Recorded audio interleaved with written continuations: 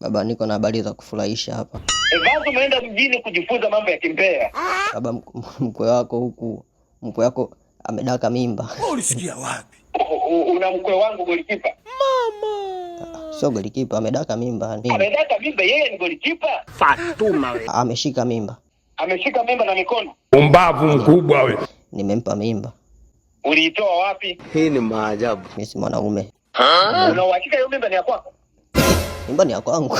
Wewe umejuaje? Mimi ameniambia tu, mimi nikaamini. Bas. Sasa kumwambia lambe mchanga. Allah. Nimwambia lambe mchana. Hata kumwambia aseme mama yangu afie mlangoni kama nakudanganya.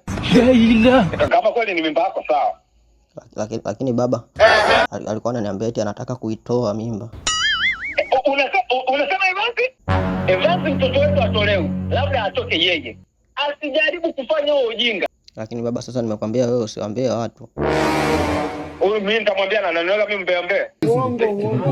Eti Felix anasema anataka mwanamke wake atoe mimba.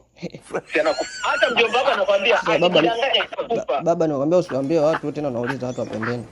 Balozi. Hawezi kumwambia watu wawili, lakini hawezi kuongea. Mimba mwanangu Evans kampa mtu mimba. Ndio amesema tusiwaambie watu sasa. Haki ya Mungu ni mambo gani?